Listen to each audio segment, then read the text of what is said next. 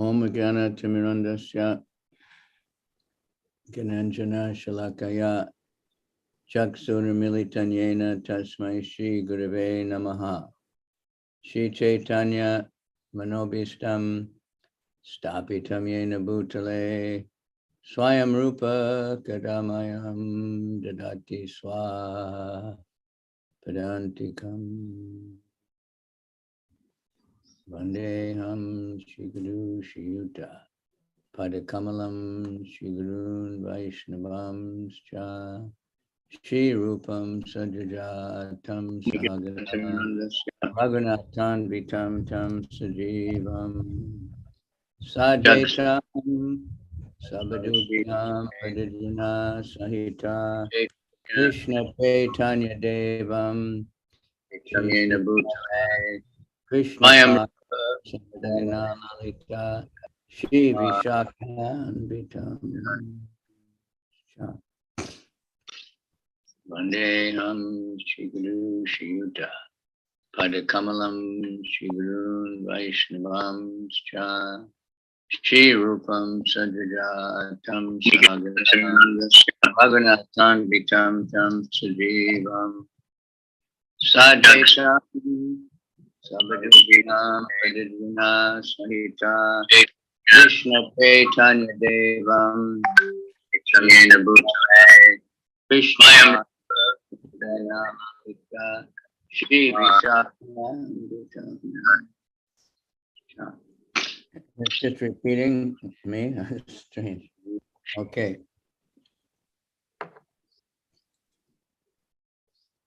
Om Namo Bhagavate Vasudevaya. Om Namo Bhagavate Vasudevaya. Om Namo Bhagavate Vasudevaya. Om Namo Bhagavate Vasudevaya. Om Namo Bhagavate Vasudevaya. Om Namo Bhagavate Vasudevaya. Namo Vishnu Padaya Krishna Pristaya Bhutale Srimate Bhakti Vedanta Swamini Namane Namaste Saraswati Deve Gauravani Pracharane Nirvisesha Shunyavadi Paschacha Desatarane Panchakalpa Trivyacha Kripa Sindhuvya Eva Cha Patitanam Pavanebhyo Vaishnavebhyo Namo Namaha Namo Mahabharanyaya Krishna Prema Pradayate Krishnaya Krishna Chaitanya Namani Gora Tvishe Namaha Hare Krishna Karuna Sindhu Dina Bandhu Jagatpate Gopesha Gopika Kanta Radha Kanta Namostute Tapta Kantana Gaurange Radhe Vrindavaneshwari Vishabhanu Sute Devi Pranamami Hari Priye. All right, so we're moving on to chapter 16 of, or chapter 17, right? Yes, ma'am. Sure, we did all of 16. Yes, madam.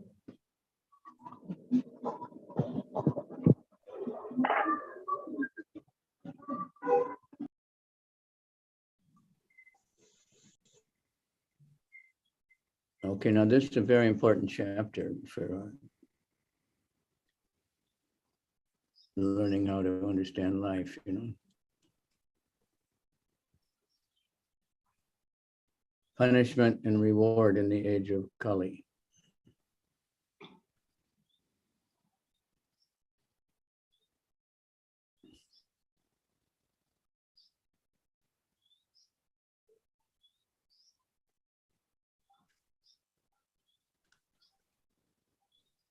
Sutuvacha. Tachago mitunam raja anyamanam anatavat. Danda hastam chavishalam dadrishe nripa lanchanam. After reaching that place, Cricket observed a low-class Sudra, dressed like a king, was beating a cow and a bull with a club as if they had no owner.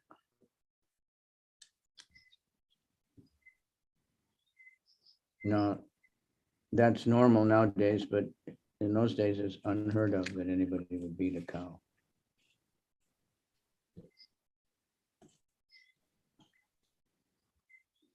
Purport. The principal sign of the age of Kali is the lower caste Sudras, men without Brahminical culture and spiritual initiation, will be dressed like administrators or kings, and the principal business of such non-Kshatriya rulers will be to kill the innocent animals, especially the cows and bulls, who shall be unprotected by their masters. The bona fide Vaishyas, the mercantile community. In the Bhagavad Gita, it is said that the Vaishyas are meant to deal with agriculture, cow protection, and trade. In the age of Kali, the degraded Vaishyas, the mercantile men, engage in supplying cows and bulls to the slaughterhouse instead of protecting them.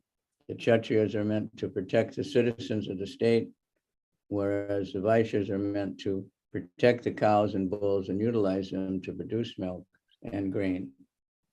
The cow is meant to deliver milk, and the bull is meant to produce grain. Thus, the cow and bull are the mother and father of human beings. The mother and father must be given all protection and are not to be killed. But in the age of Kali, the Sudra class of men are in the post of administrators, and the cows and bulls, or the mothers and fathers, are unprotected by the Vaishyas. This is a very important thing that is stressed over and over and over again. And there's so many Vedic devotees have collected so many slokas about the glories of protecting cows and what the benefits are and what the dangers of killing. So we see that now, cow killing is just completely ordinary. It's going on in public places, even in India, in some states. And the Kshatriyas are not protecting the citizens, they're exploiting them by taxation.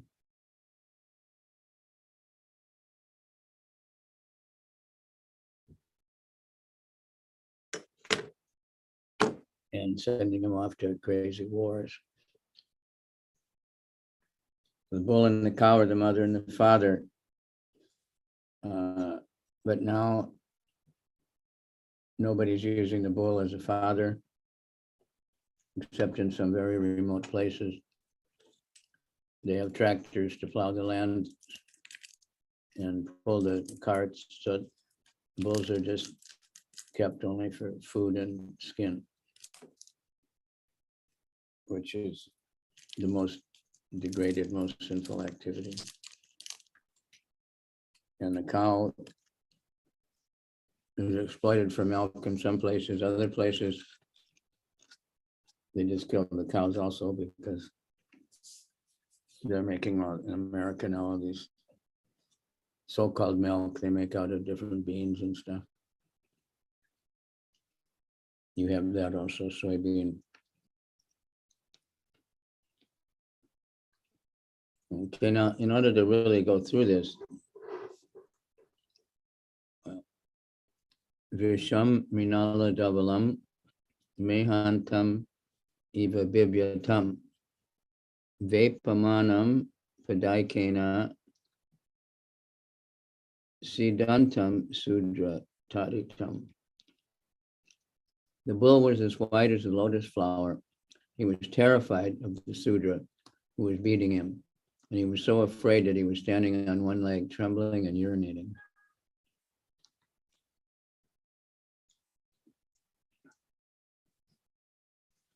The next symptom of the age of Kali.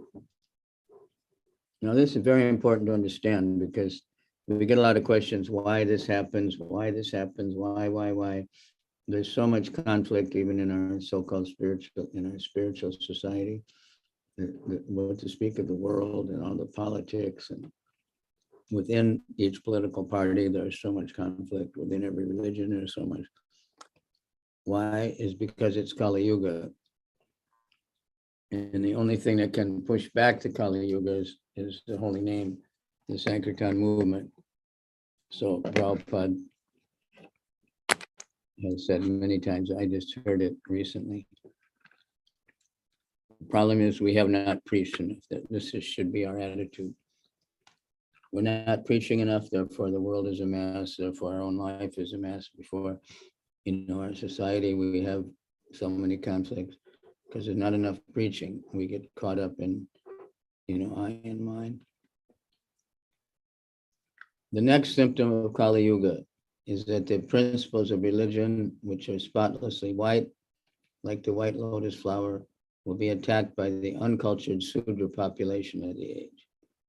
They may be descendants of Brahmanas or Kshatriya forefathers, but in the age of Kali, for want of sufficient education and culture of Vedic wisdom, such a Sudra-like population will defy the principles of religion, and persons who are religiously endowed will be terrified by such men. They will declare themselves adherents of no religious principles, and many isms and cults will spring up in Kali Yuga, only to kill the spotless bull of religion. The state will be declared to be the secular or without any particular principle of religion, and as a result, there will be total indifference to the principles of religion. The citizens will be free to act as they like without respect for sadhu, shastra, and guru. That the bull was standing on one leg indicates that the principles of religion are gradually diminishing. Even the fragmented existence of religious principles will be embarrassed by so many obstacles, as if the trembling condition falling down at any time. So the four legs, that's mercy and cleanliness,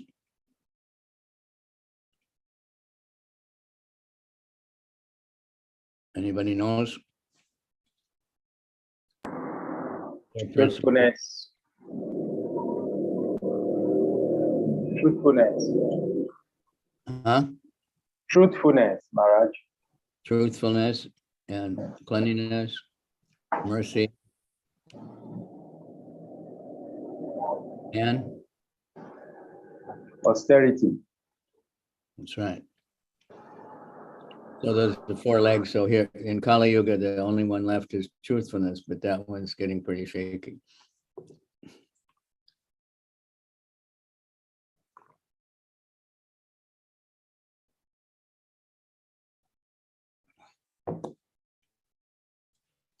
So people even kill their, not only cows, but they kill their own babies in the womb. Governments kill their own citizens.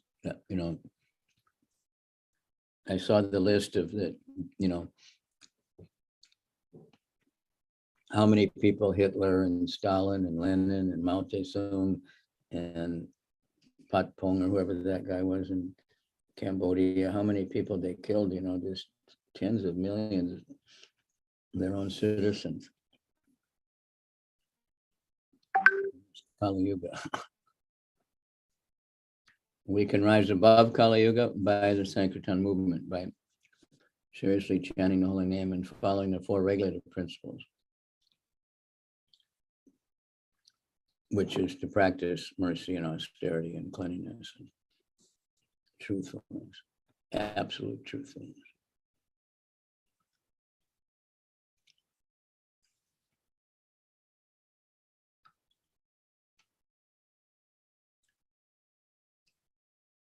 So remember that. The problem is not this person or that person or the government or, another country or another devotee. Ultimately, the problem is Kali Yuga, and it's our own lack of surrender to the holy name. Gam Chadharma Dugam Dinam Brisam Shudra Padahatam Vivatsam Ashru Vedanam Shamam Yavisam Ichatim. Although the cow is beneficial because one can draw religious principles from her, she was now rendered poor and calfless. Her legs were being beaten by a Sudra. There were tears in her eyes, and she was distressed and weak, and she was hankering for grass on the field. The next symptom of the age of Kali is a distressed condition of the cow. And you might not see that so much in your countries there, but in the West, where the dairy is a huge business and cows are not treated very nice, they're just exploited and then they're sent off for slaughter. And they don't get their calf even. They take the calf away right away so they can sell the milk, and they give the calf soybean milk even. They don't even give the calf the mother's milk.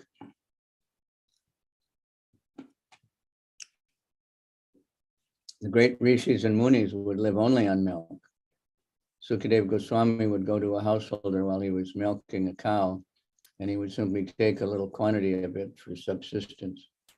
Even 50 years ago, no one would deprive a sadhu of a quart or two of milk. And every householder would give milk like water. It is the duty of every householder. Now, this was in India. But even in Europe and America, it was like that. Most people were living in a rural area and everyone had a cow. And they were plowing with bulls or horses. Now it's all tractors and just some big Maha dairy farms have thousands of cows, and other farmers.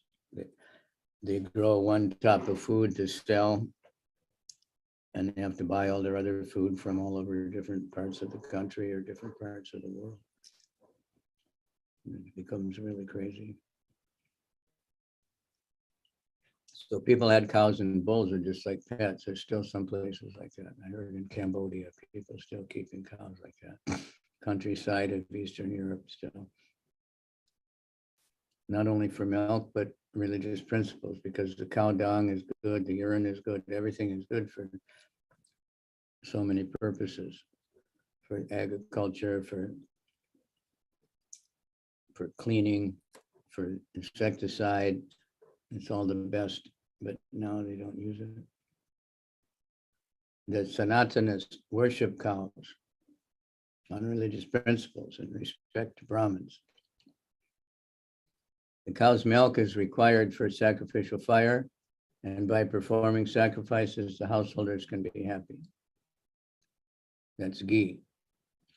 Not only is the cow with her calf beautiful to look at, but the calf gives satisfaction to the cow, and she gives as much milk as possible. But in Kali Yuga, calves are separated as early as possible, so which won't be mentioned. We won't mention it, but it's horrible. Because the calf meat is especially tender and really degraded people. But in Kali Yuga, the cow stands with tears in her eyes, and that many people have seen that when they take away the calf, the cow is crying, and sometimes she chases the truck. These great sinful acts are responsible for the troubles in present society. People do not know what they're doing in the name of economic development. Kali will keep them in darkness. Despite all endeavors for peace and prosperity, the people will fail to achieve them unless they try to see that the cows and bulls are happy in all respects. Foolish people do not know how one earns happiness by making the cows and bulls happy, but is a fact by the law of nature. Let us take it from the authority of the Srimad Bhagavatam and adopt the principles of total happiness of humanity.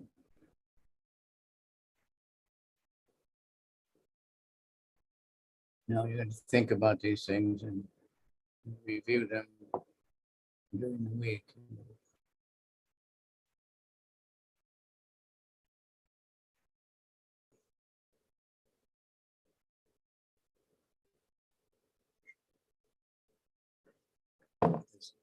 In West Africa, that there was some kind of culture like that. I don't know exactly, but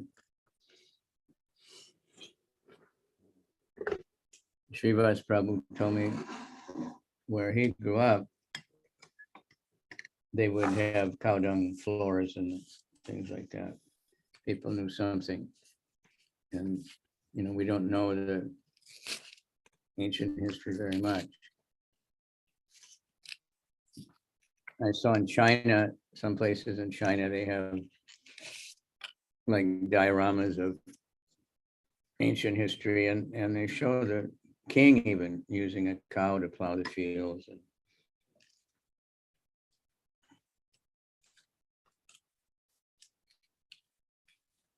And in my American passport, it has historical pictures on every page.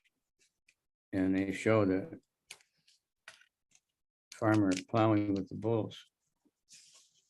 But that ended, and, you know, I was never educated that that happened. We only saw it with horses, tractors. But originally it was all the bulls, and then they started making really big business of selling the meat of the cow. And that's the end of it. Maharaj Parikshit, well equipped with arrows and bow and seated on a gold embossed chariot, spoke to the Sudra with a deep voice like thunder. King like Parikshit,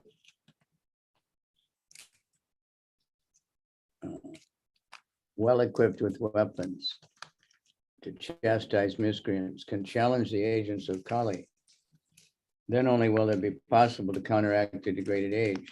In the absence of such strong executive heads, there's always disruption of tranquility. The elected Shobadal executive head, as representative of a degraded public, cannot be equal with a strong king like Maharaj Parikshit.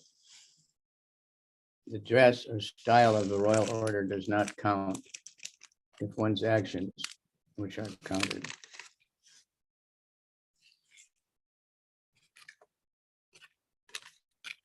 So now they're not kings anymore, and they're elected. And Prabhupada is saying that, you know, if you're really a king, and like in traditionally a king, he's a king. And he comes in a line of kings, and he can't be kicked out. But now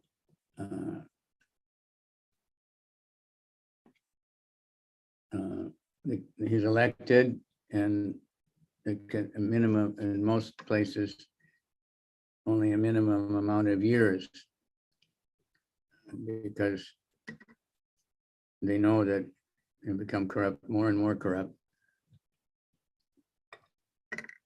So he has to be elected again, but he's elected by Sudras. He's elected by the common people who don't really know anything, and just elected according to the, you know, how good of a show they can put on television, or at least in America.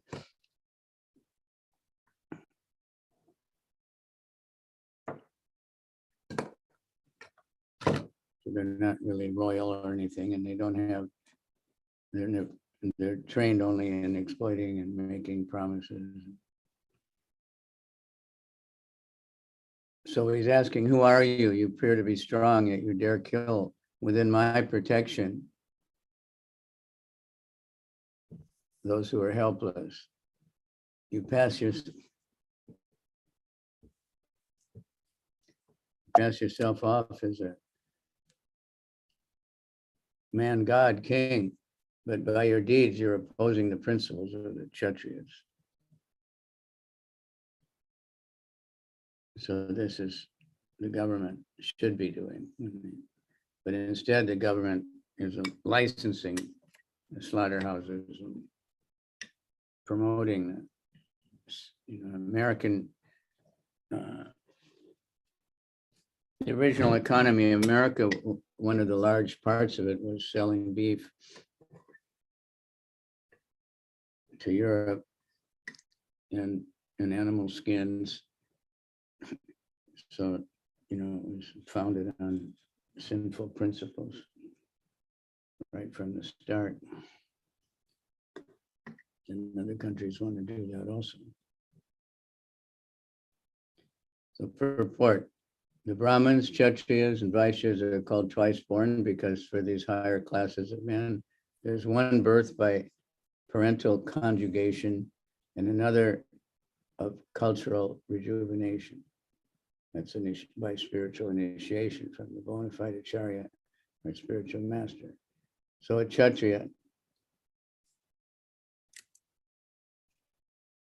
is twice born like a Brahmin, and his duty is to give protection to the helpless. The Kshatriya king is considered to be a man god or representative of God for giving protection to the helpless and chastising the miscreants.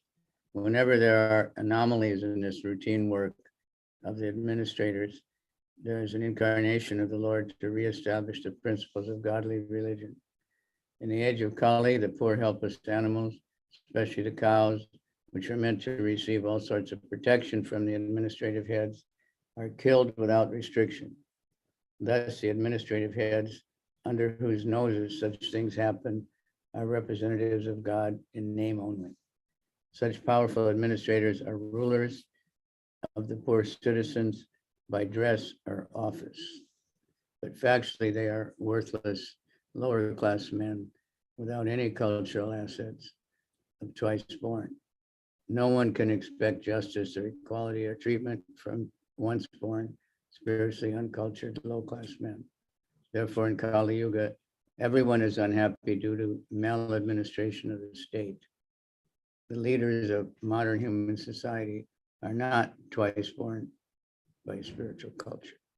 Therefore, the people's government, administered by people who are not twice born, must be a government of Kali in which everyone is unhappy.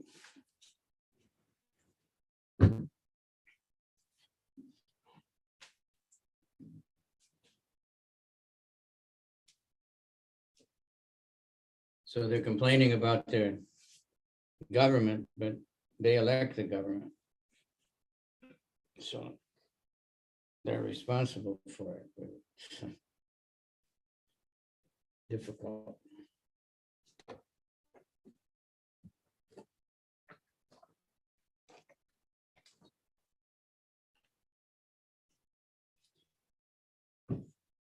So I've seen that everywhere I go, people complain about the government. It's one of the main occupations of the newspaper is to complain about the government.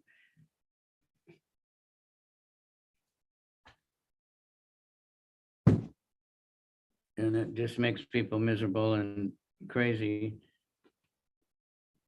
because the government is required, and even the worst government, at least they're providing something. There is police and there are, there's water and gas and things like that, roads, but to different degrees of how good they are. You rogue, you dare to beat an innocent cow because Lord Krishna and Arjuna, the carrier of the Gandiva bow, are out of sight. Since you are beating the innocent in a secluded place, you are considered a culprit and therefore deserve to be killed.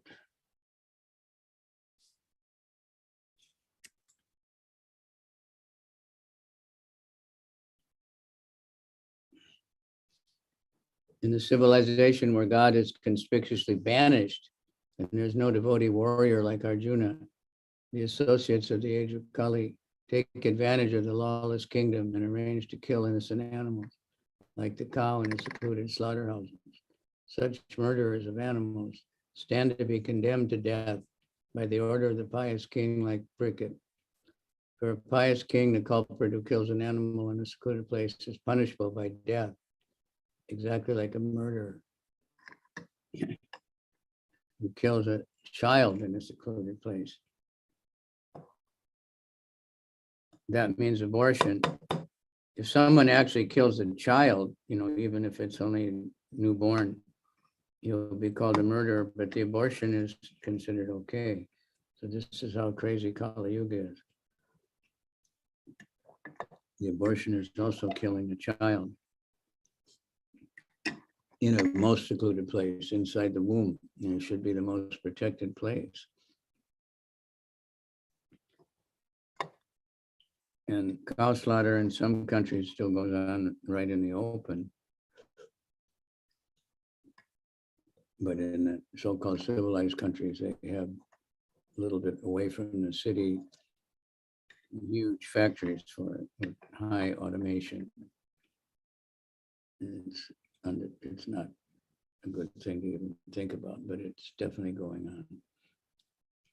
And therefore we have so many wars, so much disease, so many things are related to that.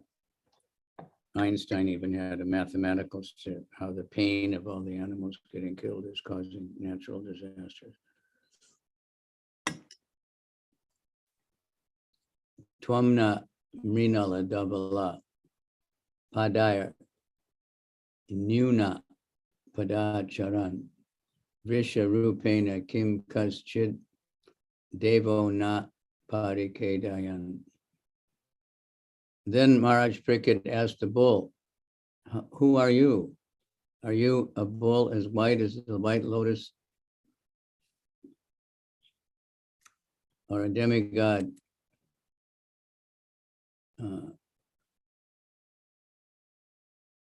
You've lost 3 legs and are moving on only one. Are you some demigod in the form of a bull who is causing us to grieve? Now this part is very interesting and very important, how this bull reacts to the inquiries of Maharaj Pariksit. It's teaching us a lot, how we should be. So he's not ready to blame anyone for his trouble, which is very admirable. At least up to that purport, no one could imagine the wretched condition of a cow and bull. Maharaj Pariksit, therefore, was astonished to see such a horrible scene. He inquired whether the bull was not a demigod, assuming such a wretched condition to indicate the future. There's one Purana called the Bhavishya Purana that's predicting the future. And Sukadeva Goswami is telling the sages that people would kill cows, and they didn't believe it. They couldn't believe that would actually happen. But now it's just ordinary thing. Beef shops everywhere, even in India. India is supposed to honor Mother Cow, is the biggest exporter of beef in the world. And leather, cow and buffalo skin. And the demons say the foolish people will realize that this religious idea of not killing cows is really stupid, because by killing cows, we make a lot of money. And that's the most important thing. This is Kali Yuga.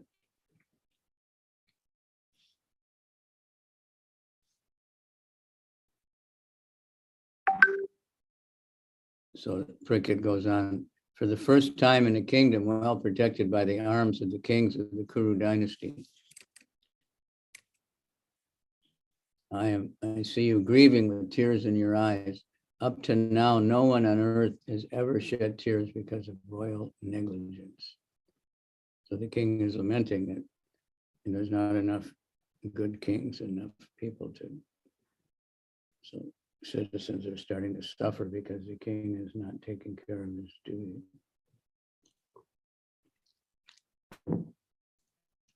Protection of the lives of both the human beings and the animals is the first and foremost duty of the government. The government must not discriminate in such principles. It is simply horrible for a pure-hearted soul to see organized animal killing by the state in this age of Kali. Maharaj Bricket was lamenting for the tears in the eyes of the bull, and he was astonished to see such an unprecedented thing in his good kingdom. Men and animals are equally protected as far as life was concerned, and that is the way of God's kingdom.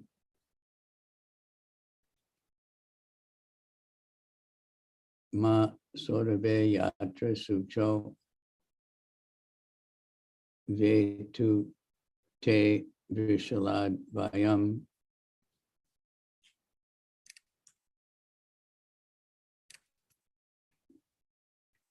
na rodir amba badram te kalanam mai shastam.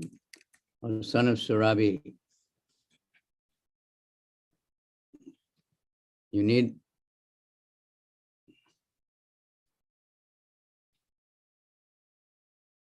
no longer lament. There's no need to fear this Sudra, low-class Sudra. O mother cow, as long as I'm living as the ruler and subduer, there's no cause for you to be crying. Everything will be good.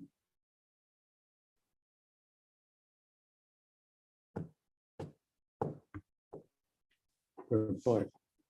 No, this is here, it's very strong, but throughout Prabhupada's lectures and purports, and this comes up again and again. But really protecting cows doesn't mean just keeping a few cows so the Indians will give you donations or something. It means the bull is helping you plow the fields, and the cow is giving milk, and it's being offered to the deities, and devotees can drink the nourishing milk and ghee and everything for yagas. So we have a long way to go. Protection of cows and bulls and all other animals can be possible only when there's a state ruled by executive head like Bricket. Bricket addresses the cow as mother, for he is cultured, twice-born Kshatriya king. Surabi is the name of the cows which exist in the spiritual planets and are especially reared by the Lord Krishna. As men are made after the form of features of the Supreme Lord, cows are made after the form of the features of the Surabi cows in the spiritual kingdom. In the material world, the human society gives all protection to the human being, but there's no law to protect the descendants of Surabi, who can give all protection to men by miracle food milk. When I grew up, they always promoted milk as a miracle food, but now there's so much propaganda that milk is deadly poison and it's not meant for humans, and it's only meant for the calf. So many things which are not scientific.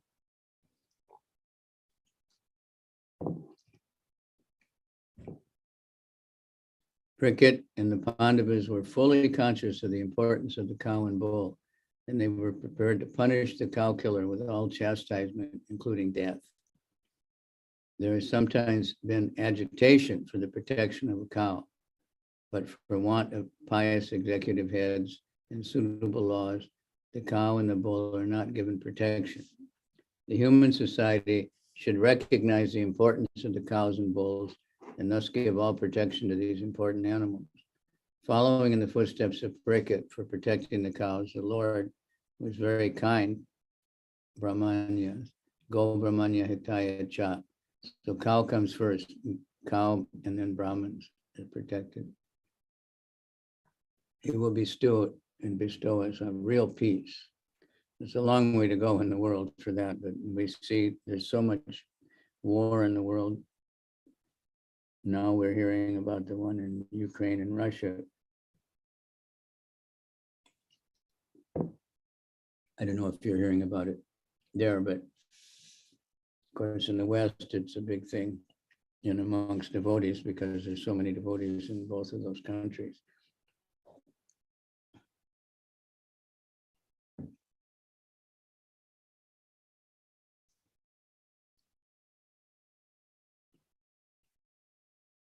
But there's so many other wars going on and bombing, and we don't hear about very much.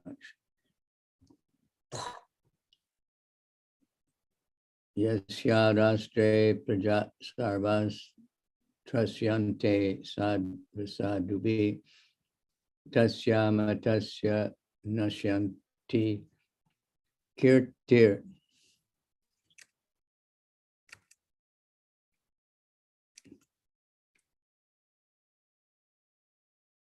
Kirtir ayu bhagavati esha ragyam parodharmo ya artanam arti nigraha atta enam vidusyami bhuta druham asantamam.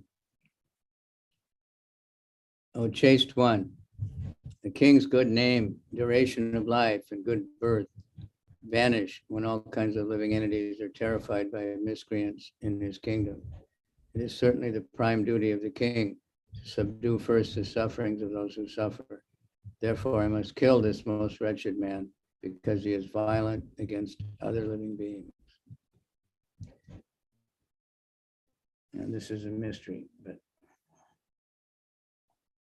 when there's some disturbance caused by wild animals in a village or a town, the police or others take action to kill them. Similarly, it is the duty of the government to kill at once bad social elements like thieves, dacoits, and murderers. The same punishment is also due to animal killers because the animals of the state are also praja. Praja means one who has taken birth in a state, and this includes both men and animals. Any living being who takes birth in a state has the primary right to live under the protection of the king. The jungle animals are also subject to the king, and they have a right to live. So what to speak of domestic animals?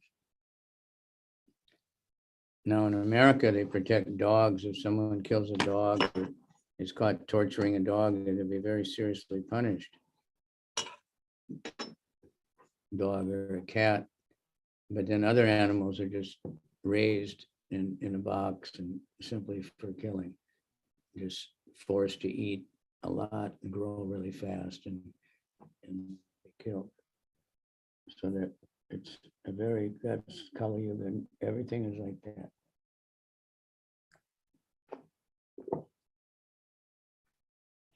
They'll spend so much money to save the life of a baby who's born very defective and sick, but at the same hospital, the same doctors will be performing abortions without thinking anything one way or the other, just whatever the parents want. Whatever they get paid for, they'll do it. So like a wild animal is killed if it makes disturbances. Any man who unnecessarily kills or terrifies jungle animals or other animals must be punished at once by the law of the Supreme Lord. All living beings, in whatever shape they might be, are sons of the Lord, and no one has any right to kill another animal unless it is ordered by the codes of natural law. Tiger can kill a lower animal for his subsistence, but a man cannot kill an animal for his subsistence. That is the law of God. It is created the law that the living being subsists by eating another living being. Thus, the vegetarians are living by eating other living beings. Therefore, the law is that one should live only by eating specific living beings, as ordained by the law of God. Ishapanishad directs that one should live by the direction of the Lord and not by your own sweet will. A man can subsist on grains, fruits, and milk ordained by God, and there's no need of animal food except in particular cases, which is mostly not happening anywhere except in some maybe remote places.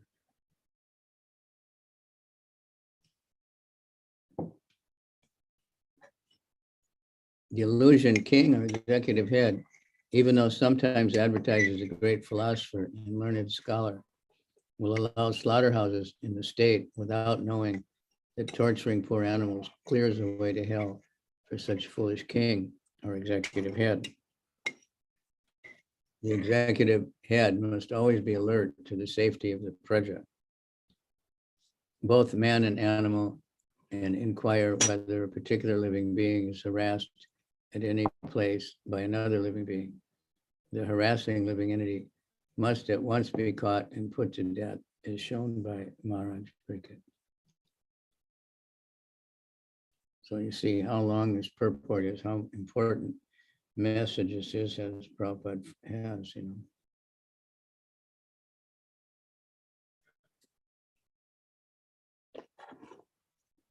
So just by being vegetarian, of course, is doing something. And that's another reason that practically just, you know, that part of this course is supposed to learn how this stuff can be applied. Is that by prasadam distribution, which is vegetarian, people can learn that they can be very satisfied and healthy without eating meat. So the more we distribute nice prasadam, the more, you know, we can help the animals and help the people to get relief from the sinful reactions of killing so many animals.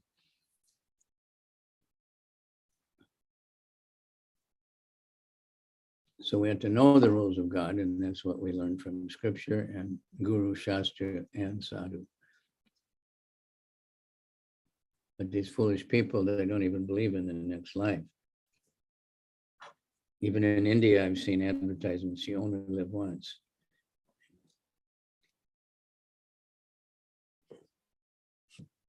And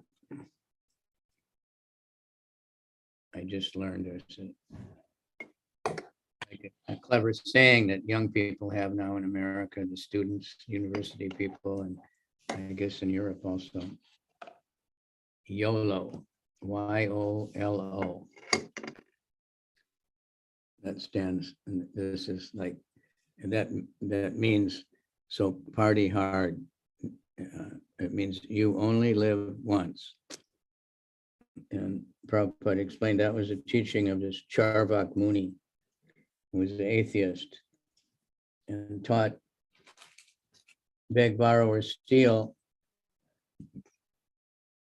but enjoy, get ghee, enjoy, live nicely, and don't worry about the karmic reaction because there's no next life. So this is, you know, part of Kali's work. YOLO, you only live once. And then we're trying to teach people you've lived many, many lives before, and whatever suffering you have now is due to what you did in your previous lives. So please, you know, change and don't keep doing the same thing, because you'll have to suffer more in the next life. But they don't believe it. Even science, they think it's only this life, and it's just chemical reactions, and the whole universe is just chemical reactions practically. It doesn't make any sense. So while commenting on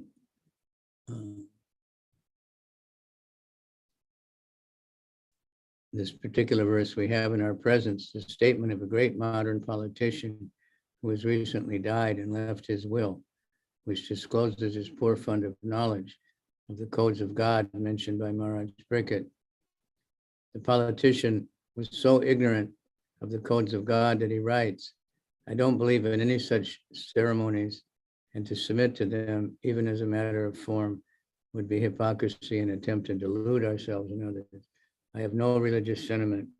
And this is some politician in India, I don't know who it was. Prabhupada wrote this before he came to America. Contrasting these statements of the modern age politician is Maharaj Pariksit. There's a big difference. He was pious according to scriptural codes, where the modern politician goes by personal belief and sentiment. Any great man of the material world is, after all, a conditioned soul. He is bound by the hands and feet by the ropes of material nature. And still the foolish conditioned soul thinks himself as free to act by his whimsical sentiments. The conclusion is that at the time of Maharaj Bricket, people were happy and the animals were given proper protection because the executive head was not whimsical or ignorant of God's law. Foolish, faithless creatures try to avoid the existence of the Lord and proclaim themselves secular at the cost of valuable human life. The human life is especially meant for knowing the science of God. But the foolish creatures, especially in the age of Kali, instead of knowing God scientifically, make propaganda against religious belief, as well as the existence of God.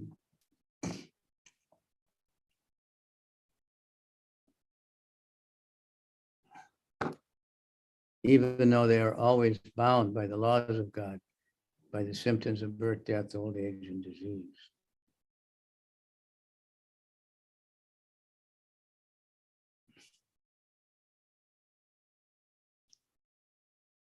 So that's quite clear. And I think we're all very much aware of it. That's one reason you've all become devotees. You can see how this is going on. And Prabhupada stressed, the change is going to happen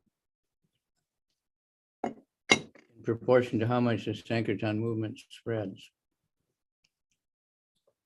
And not only that people are, it's not that everyone is going to become a Hare Krishna wearing tilak and, living in temples. But even if people are Islam or Christian or Jewish or, whatever else, they all have some name of God. And if they will take to chanting the name of God and believing in God and believing in their own scriptures and studying it, that will uplift the consciousness of the planet, and then things will change. But that will go on, according by our Sankirtan, because we see, we have evidence it's influencing all kinds of people. Devotees have a lot of interfaith meetings and discussing, basic principles of like the holy name of God and how important that is. And that's in all scripture, that's an important thing. So everyone's bound up by the laws of God, birth, death, disease, and old age. These are the laws of God, and no one can defeat that. Although they're promising, but you can't stop. Okay, ko vischat tava padam strin, surabeya chatuspada. 4 legs of the cow. Nabhuvam tadrisha rastre ragyam krishnanu vartinam. Maharaj Bricket repeatedly addressed and questioned the bull, O son of Surbi, who has cut off your 3 legs? In the state of kings who are obedient to the laws of the Supreme Lord Krishna, there is no one as unhappy as you are.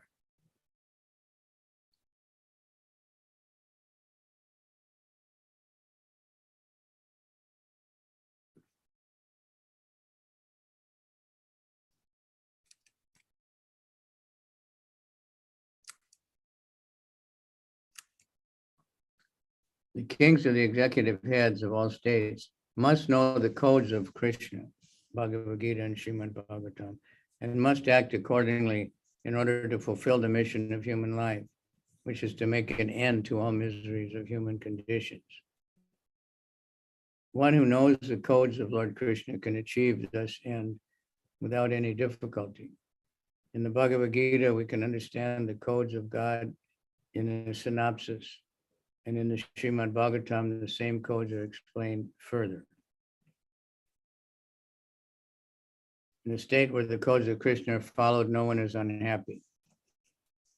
Where such codes are not followed, the first sign is that the 3 legs of the representative of religion are cut off, and all material miseries follow. No tapasya, no cleanliness, just illicit sex everywhere, eating anything and everything, and drunkenness. So no mercy.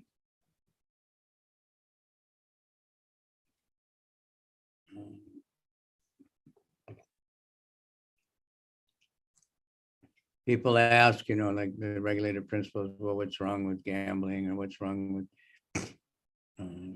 intoxication, in moderation. But they're very dangerous things. They lead to so much abuse and violence, cheating. Gambling just naturally produces cheaters. Cheating people will take advantage of someone who wants to gamble and can be easily cheated because you just promise them you're going to win, you're going to win. And if you look at violent crimes, domestic abuse, almost always it's an intoxicated person. Or a person, a drug addict that has to get money for the drugs, or a drunken man who just goes crazy and fights. So trying to do it in moderation doesn't work because a little bit leads to more and more and more. So the real principle is none. And take your pleasure from within. So we have quite a bit to go through, so I'm going to skip the Sanskrit and make shorter commentaries. Oh, bull, you are offenseless and thoroughly honest. I wish all good to you. Please tell me who is the perpetrator of these mutilations, which blacken the reputation of the sons of Prita, Pandavas. So when things are going wrong in the kingdom, then the king gets a bad name.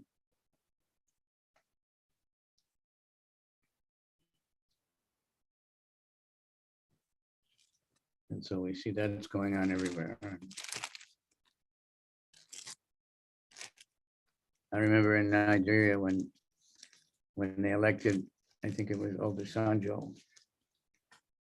And maybe that was the first election in a long time.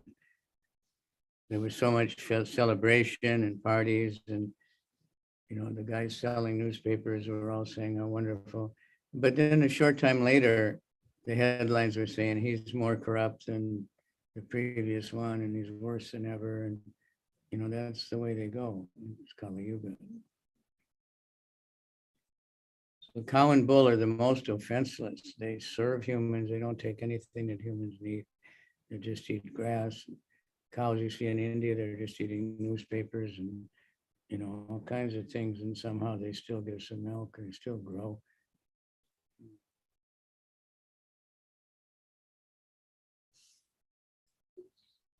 So because someone was torturing one or two bulls and cow, Brickett was really worried about the whole reputation of his dynasty. But now the rulers, they don't care, they're licensing this. Whoever causes offensive living beings to suffer must fear me anywhere and everywhere. By curbing dishonest miscreants, one benefits the offenseless. So Brickett's saying, he's going to kill such people.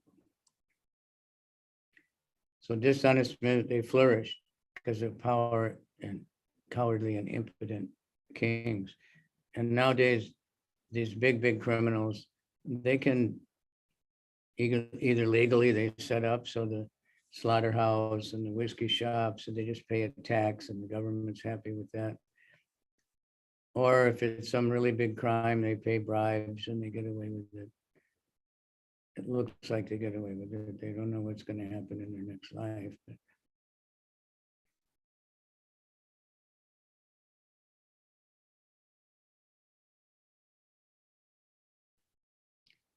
so the government is meant to stop these things. But they end up putting small-time criminals in jail and big criminals. And people are so corrupt, like you see here in New York. young people of all kinds. On the subway, there's a gate you go through. So you're supposed to pay and then the gate opens. But it's not a very high gate. It's not even waist high. It's very easy to just go over it.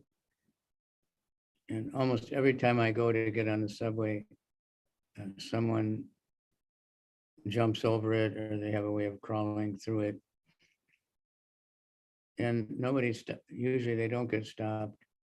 And then there's another gate for someone who's coming out with a big baggage or something. And they just open that gate and let their friends. I saw yesterday, someone let about 15 friends in. The guy just jumped over, ho, ho, ho. And these were just young students. And they all just go on without paying. But if nobody paid, then they couldn't have a subway anymore. Couldn't have anything. If nobody pays their taxes, one person thinks, I can avoid paying taxes, I'll cheat, and I can live a living off the other people's taxes. But if everybody doesn't pay taxes, then there'll be no government, there'll be nothing. You won't have the water, you won't have the electricity if nobody pays for it. And if you don't do some yajna, then there has to be retaliation from the demigods, because people are taking the water and the air and the sunlight and all these things and using it for their own sense gratification without doing any yajna.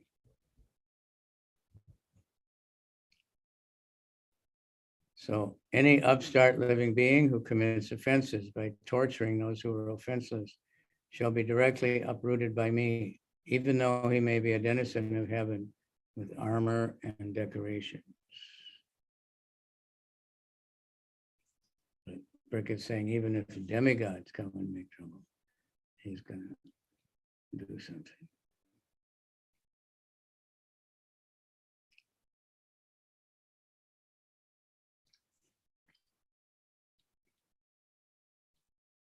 Even challenging the demigods.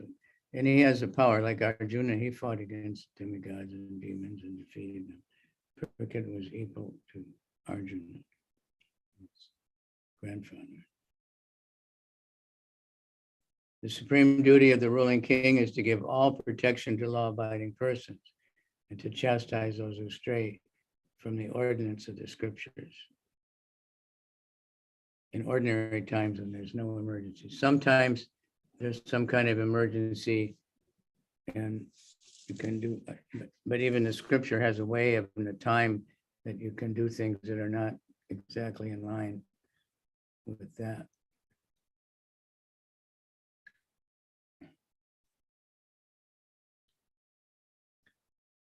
Like if there's a famine and there's no food anywhere in the kingdom, the king can authorize called Gomeda, a yajna where they kill cows actually to feed the people. But it's only in a very special circumstances when otherwise all the people would starve. And then the cows have to be killed according to some special yajna where they get liberated. But now there's some religions who think they bless the animal, but it just killed in terrible, violent ways, and the priest just watches it and says, okay, this one is kosher, or this one is halal. But it's not a real yajna at all. So there is special things, like Vishwamrita had to live on dog flesh at one point, and that's really, there's no other flesh, no other food. But when Prabhupada said he would die, if there was no food except flesh, he would die.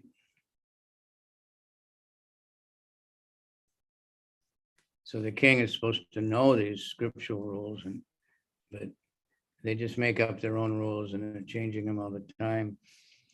And every country, even within America, that the different states have their own laws about so many things. some states are legalizing any kind of abortion, even at the time of birth, it can kill the baby. And others are banning all kinds of abortion.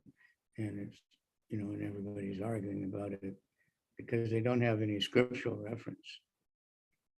The devotees find that when they meet people who are intelligent, they're very happy to hear the scriptural reasons for vegetarianism and for no abortions and stuff.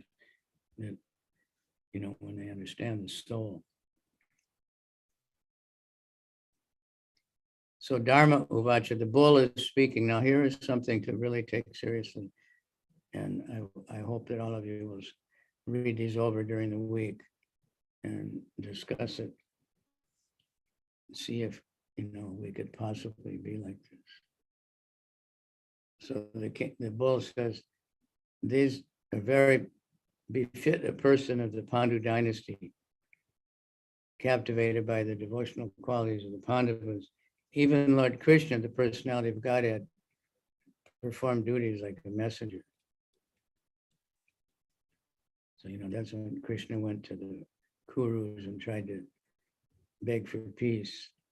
He was given the message of Yudhishthira, just give us 5 villages.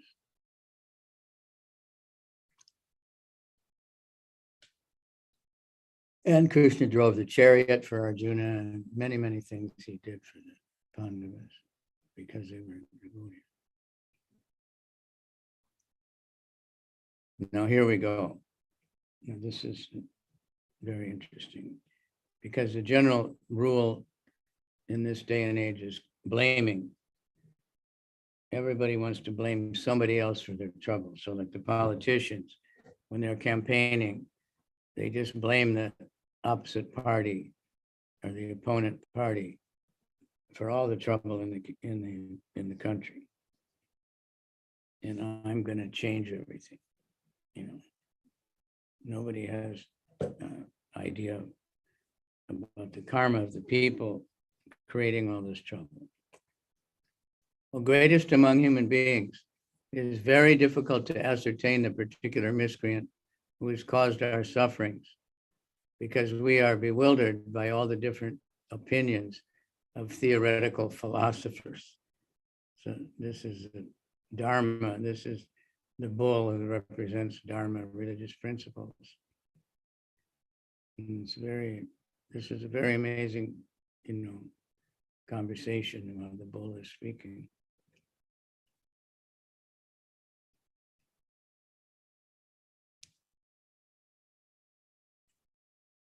There are many theoretical philosophers and scientists in the world who put forward their own theories of cause and effect, especially about the cause of suffering and its effect on different living beings. Generally, there are 6 great philosophers. Kanada, the author of Vaisheshika philosophy. Gautama, the author of logic. Patanjali, the author of mystic yoga. Kapila, the author of Sankhya philosophy. Jaimini, the author of Karma Mimamsa. And Vyasadeva, the author of Vedanta Darshan. Although the bull, or the personality of religion, and the cow, personality of the earth, knew perfectly well that the personality of Kali was a direct cause of their suffering. As devotees of the Lord, they knew well that without the sanction of the Lord, no one could inflict trouble on them. Take that in, please. Take note. If you have the book, make a note and write it in your notebook. According to the Padma Purana, our present trouble is due to the fructifying of seedling sins. But even these seedling sins are gradually fade away by execution of pure devotional service. Thus, even if the devotees see the mischief mongers, they do not accuse them for the sufferings inflicted. They take it for granted that the mischief monger is made to act by some indirect cause, and therefore they tolerate the sufferings, thinking them to be God-given in small doses. Otherwise, the suffering would be greater. So that's something we've heard often. Devotee will think, I deserve much more suffering, but Krishna is, reducing it, making it easier for me. It's a very advanced way to think, but we should be trying for it, right?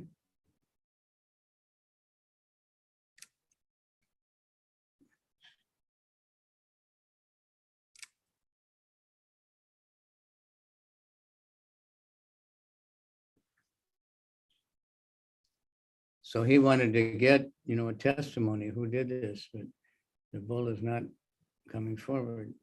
But he's giving us a good idea about understanding the Supreme Lord. Bull is speaking again, text 19. Some of the philosophers who deny all sorts of duality declare that one's own self is responsible for his personal happiness and distress. Others say that the superhuman powers are responsible, while others say that activity is responsible, and the gross materialists maintain that nature is the ultimate cause. So he's talking very philosophically, which is interesting. That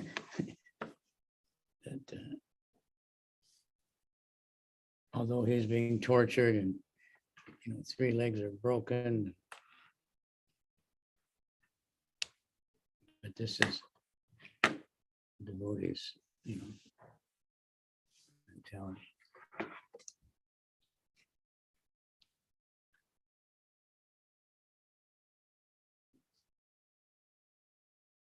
Shankarites say nature is the cause. Combinations of elements are the cause of happiness and distress. They say that's the cause of everything, cause of all creation. But they just make completely foolish types of statements that no one can understand. There are also some thinkers who believe that no one can ascertain the cause of distress by argumentation, nor know it by imagination, nor express it in words. O sage amongst kings, judge for yourself by thinking over all of this with your own intelligence. So then he's telling the king, you decide. They don't want to blame anybody because they're so mixed up and thinking, well, this is all my karma. Now, this is a very delicate, difficult thing because we may have to punish the wrongdoers, but at the same time, we have to understand, it's the karma of the citizens, that all of these things are going wrong. Somebody gets killed, and it's their karma, but the person who killed him still has to be punished. So it's a very difficult thing to understand. But it can be revealed when someone is. So Krishna says in Bhagavad Gita that he is the supreme controller.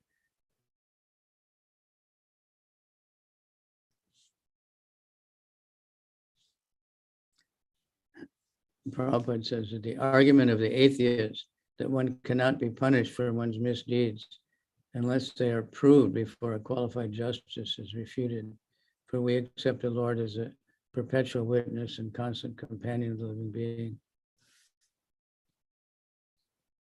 A living being may forget all that he might have done in his past or present life, but one must know that in the same tree of the material body, the individual soul and the supreme soul, the Paramatma, are sitting like 2 birds. One of them, the living being, is enjoying the fruits of the tree, whereas the supreme being is there to witness the activities. Therefore, the Paramatma feature, the supreme soul, is actually the witness of all activities of the living being. And only by his direction can the living being remember or forget what he might have done in the past. Krishna says, for me, become remembrance, forgetfulness, and knowledge.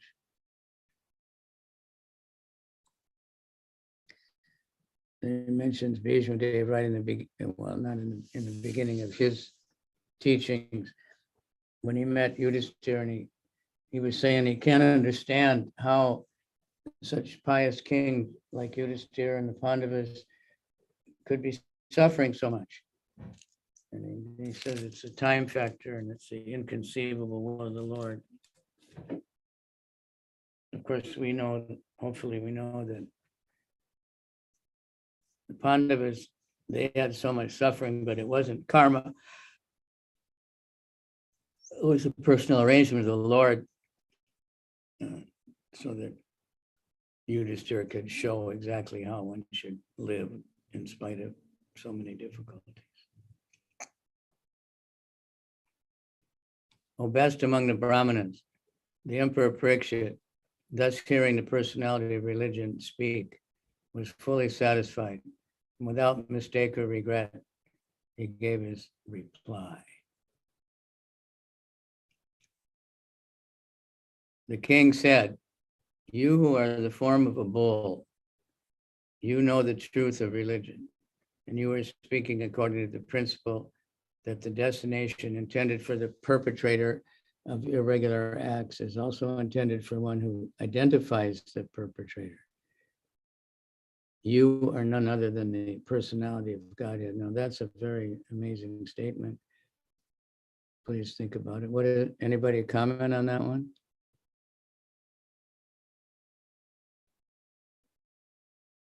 Huh? Yadanath? Can you say something about that statement?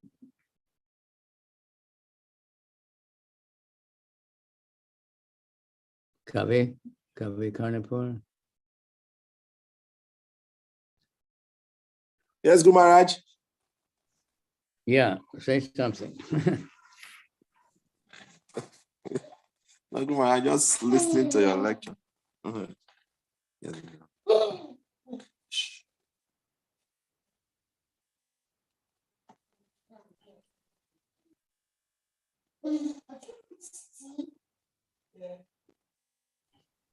Guru Maharaj, please go ahead. We are here to listen.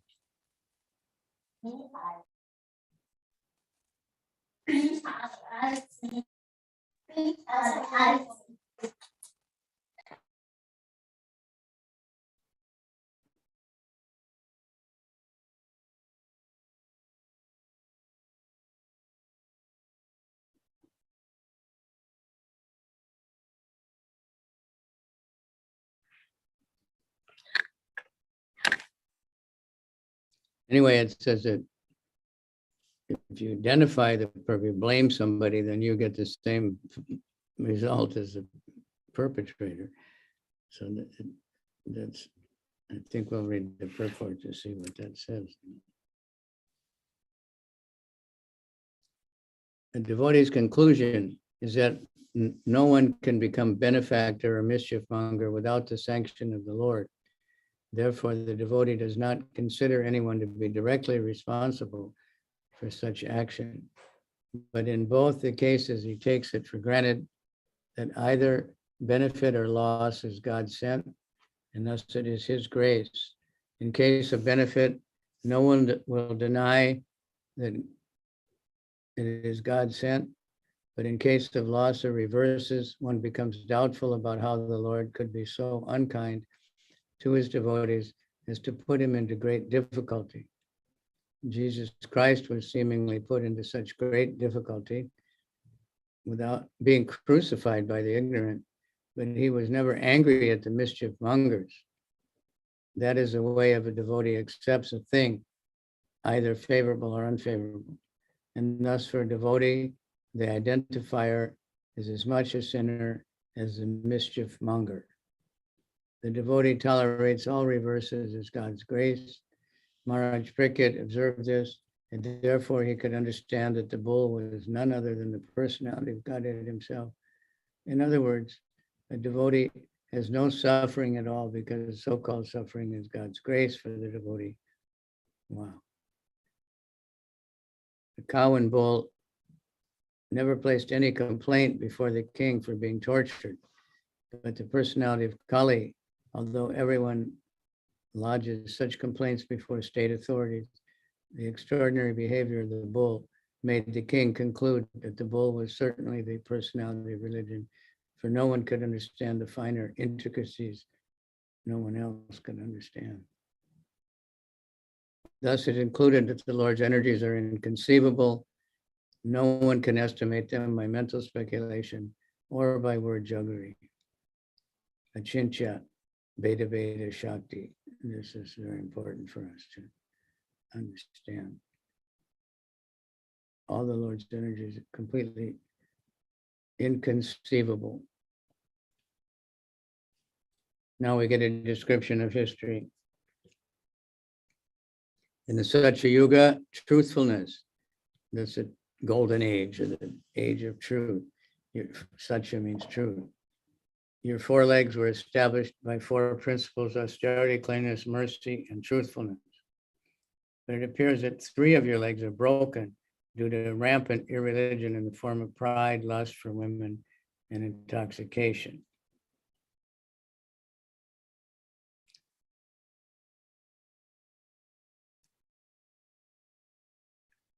Different times we see a little bit different how it relates, how, mercy is because no mercy is intoxication, and people that are drunk, they won't have any mercy. They'll kill their own mother to get money for their addiction or something. But they'll also tell lies. And truthfulness is destroyed. It all goes together.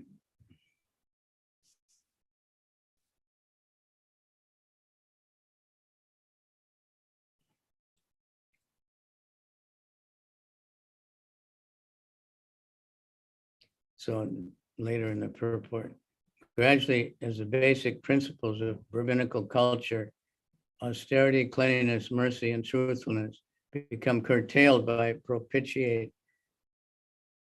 development of pride, attached from women, pride, attachment from women, and intoxication. So generally, the cleanliness, sex life is unclean.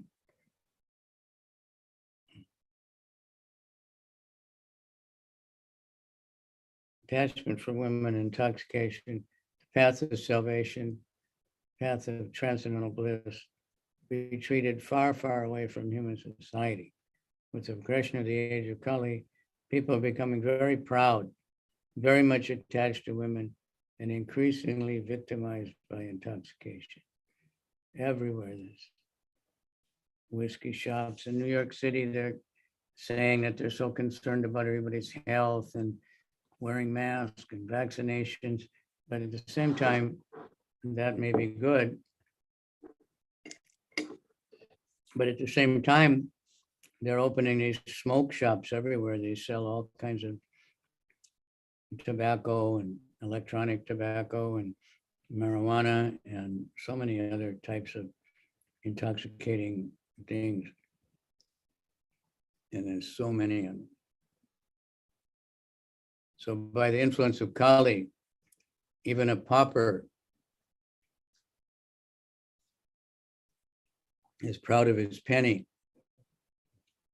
The women are always dressed in an overly attractive fashion to victimize the minds of men. That is a very important line. I saw a billboard from Christians once in Lagos. It was saying for the women, you're beautiful. You don't need to, dress like this. They're not favorable to the modern dress. When I first went to West Africa, almost always the women were in the traditional African dress. And when I would see them, especially in the countryside from behind, I thought, oh, there's a devotee, because they had, the long skirt and they had their head covered. But then it's changed, and they're wearing tight blue jeans and, tight this, and it's Kali Yuga. Overly attractive fashion to victimize the minds of men. So the men get crazy, they get more and more lusty, and they become more angry, very agitated.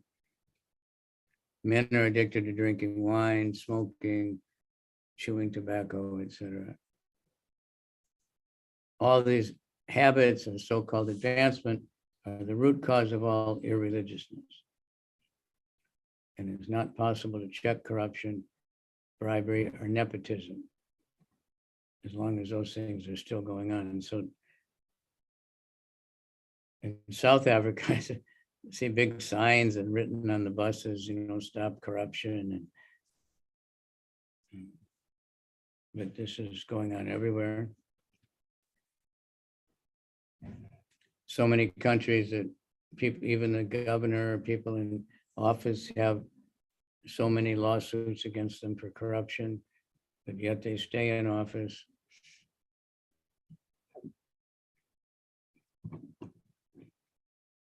Because this modern civilization is just based on so-called economic development, which is creating actually more and more poverty for the mass of people, and a few people getting so rich that they can't, know how much they have.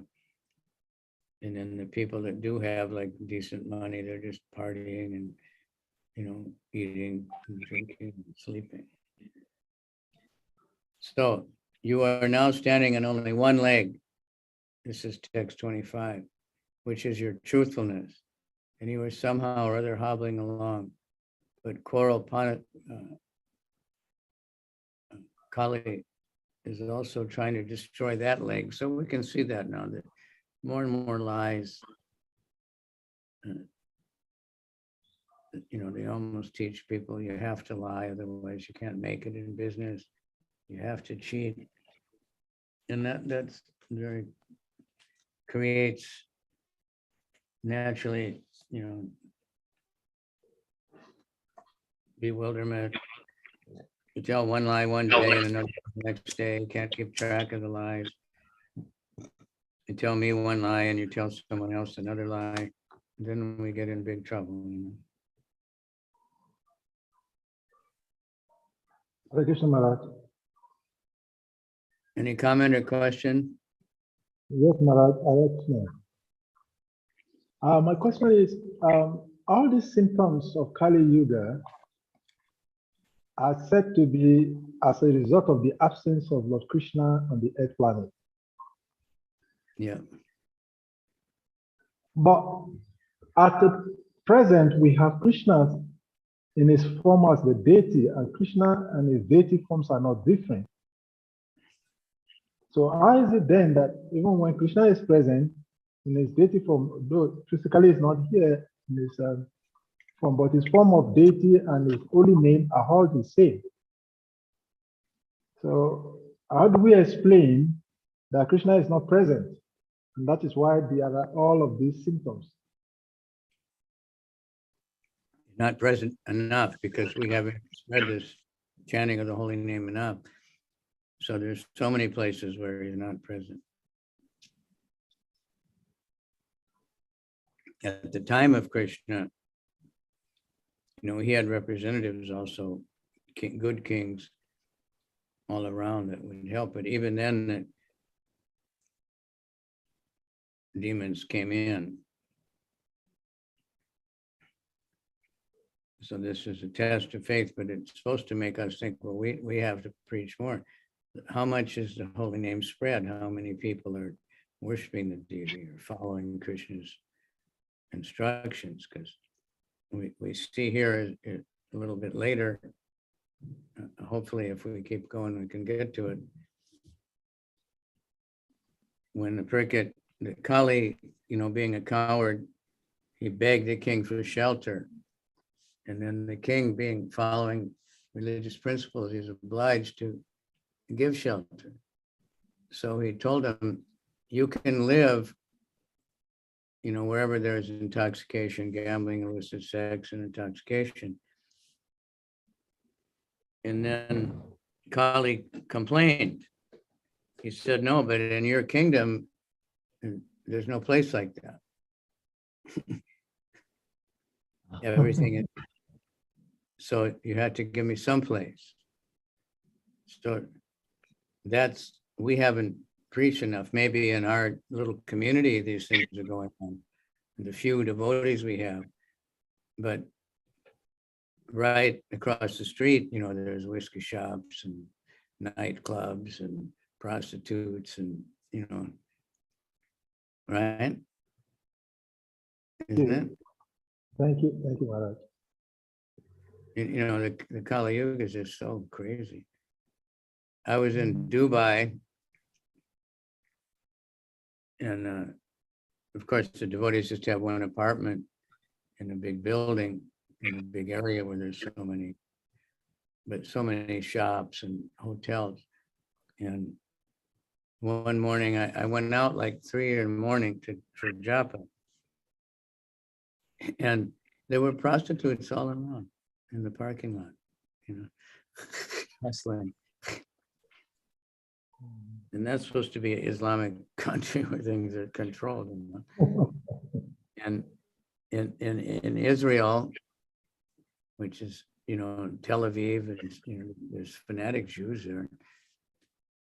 And some of them actually have good principles. But if you walk down the road, especially where our previous temple was, it's a lot of hotels around there, and it's near the beach. The footpath is littered with these calling cards for prostitutes. The picture of a girl, a very lusty girl. It says massage or something, and it has some phone numbers. And they just everywhere. There's just hundreds of them just thrown around. I saw a guy, he just came on a bicycle. He had a basket full of those cards, and he was just. And then they sweep them up after a while, and then just follow the sweeper and put them down. So we haven't preached enough. We haven't spread enough Krishna, the Maha Mantra. They're spreading their thing like anything, right? And we're not keeping up. So if we make Krishna really present, that's gradually happening. Hopefully. Thank you. So let's see what else comes up here. These lessons, I think, they give me a lesson plan, but I think the original lessons are much longer classes than 2 hours. Otherwise, there's no way to get through all this. The burden of the earth was certainly diminished by the personality of Godhead and by others as well. But when he was present as an incarnation, all good was performed because of his auspicious footprints. Now she, the chaste one, as if most unfortunate due to being forsaken by the personality of Godhead, laments her future with tears in her eyes, for now she's being ruled and enjoyed by lower class men who pose as rulers. See, the Prabhupada, some countries get worried, because it looks like, but he's not criticizing any particular government. He's just criticizing this type of government. But it could apply to any country, But the mass of people, intelligent people, can appreciate, yeah, this is very important. This is what we have to learn, Cricket, who could fight 1,000 enemies single-handedly, pacified the personality of religion and the earth. Then he took up his sword to kill the personality of Godhead, who was the cause of all irreligion. So that's another important. The personality of Kali is the cause of all this. So that's what we have to fight against. And we don't fight with a sword and try to kill this politician or that one, or this, religion or that religion. We just fight against the age of Kali by spreading the holy name and Prabhupada's books, and to give knowledge to people. Turn on the lights so that people can see the truth and they can learn how to act. So when the personality of Kali understood that the king was going to kill him, he abandoned the dress of a king and under pressure of fear, completely surrendered to him, bowing his head. So the royal dress of the personality of Godhead is artificial. Royal dress is meant for a king. So even not even West Africa, they still have more culture from traditional culture than many places. So you have some places kings, and the kings are carefully chosen and protected, and they have a certain dress and all that, but they may not know all these religious principles anymore. Some countries have a king, but the king has no political power. It's just a show. Pritchett, who was qualified to accept surrender and whose glories are worthy of being sung in history, did not kill the poor surrendered and fallen Kali, but smiled compassionately, for he was kind to the poor.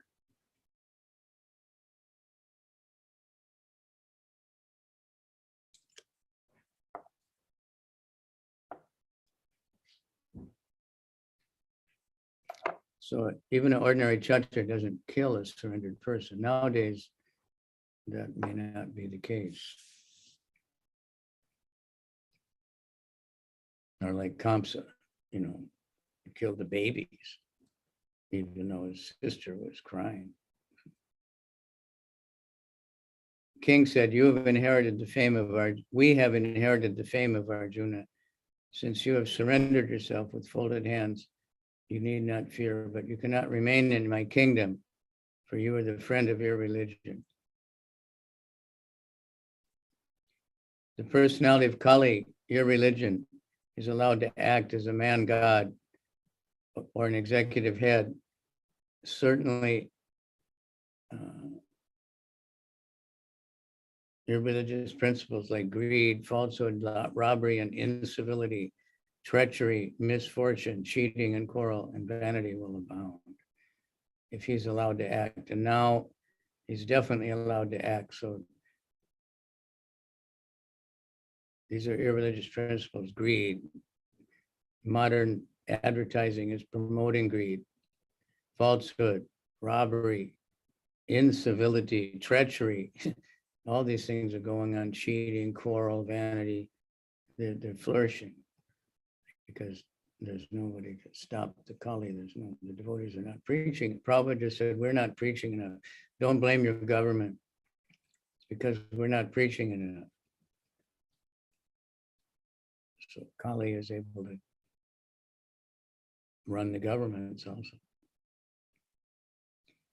Therefore, O friend of your religion, you do not deserve to remain in a place where experts perform sacrifices according to truth and religious principles for the satisfaction of the Supreme Personality of Godhead.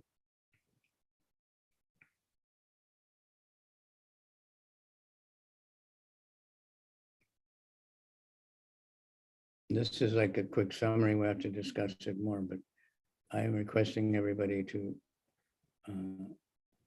take some time to read all the purports. In sacrificial ceremonies, sometimes demigod is worshipped, but the Supreme Personality of God is worshipped because he is the super soul of everyone and exists both inside and outside, like the air. Thus, it is only he who awards all welfare to the worshiper. So really coming from Krishna, whatever the demigod can give is given by Krishna. Kali, ordered by Pritchett, began to tremble in fear. Seeing the king before him like Kamaraj, ready to kill him, he spoke as follows. Oh, your majesty. So suddenly he's changed, against a cow and a bull. He's a big, powerful guy that can beat. There's a bully. He has the power. But now in front of the powerful king, he's just quivering coward. And then we see a lot of people like that. Although I may live anywhere and everywhere under your order, I shall but see you with bow and arrows wherever I look.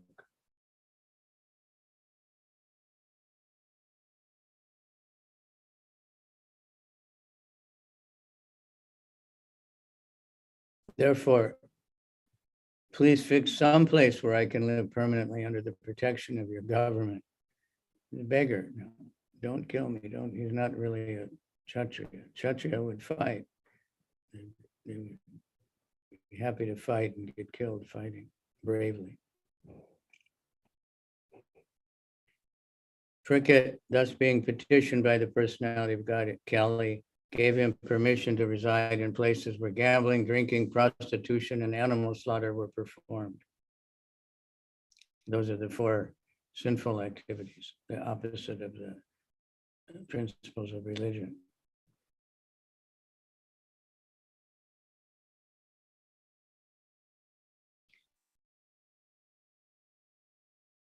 And here we have a very big purport, which is very important.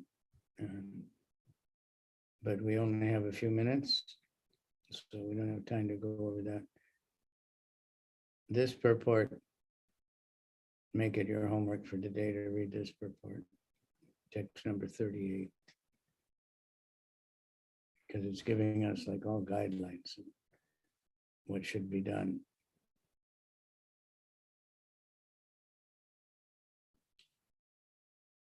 The personality of Kali asked for something more, and because of his begging, the king gave him permission to live where there's gold, because wherever there's gold, there's also falsity, intoxication, lust, envy, and enmity. Where gold is being hoarded, you know.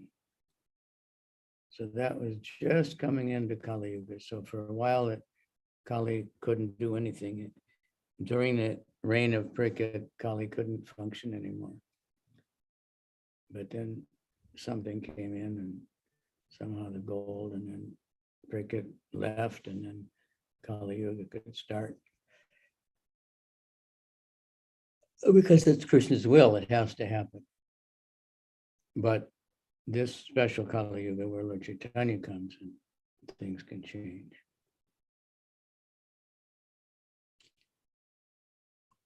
So by the king, you could live in these 5 places. Whoever desires progressive well-being, especially kings, religionists, public leaders, brahmanas, and sannyasis, should never come in contact with the 4 above mentioned irreligious principles. So that's, you know, we're taking vows for that. So, you know, we have to be very careful. Those are just not even for spiritual life. Spiritual life is chanting the holy name, but just for human life, these principles are necessary. So the king reestablished the religion, the bull, and the lost legs, and sufficiently improved the condition of the earth, which is the cow. So people say Mother Earth, you know, right? But how are they treating their mother? They're exploiting all over the place, digging up so much earth. In our temple in Accra, if you just go up the road there, I don't know what they're digging, but they're digging like crazy. For a while, they were just taking all the sand out from the other side. Now it's at the top of they're just digging and hauling out truckloads of something. And next to the Port Harcourt temple, they're pulling all the sand out of the bottom of the river to build buildings. That's just a tiny part of it, to speak of the oil and the gold.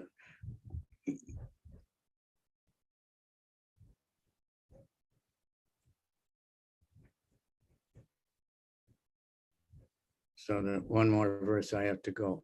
The most fortunate Emperor Prickett, who was entrusted with the kingdom of Hastinapur by Maharaj Yudhishthira when he desired to retire to the forest, is now ruling the world with great success due to being glorified by the deeds of the king of the Kuru dynasty.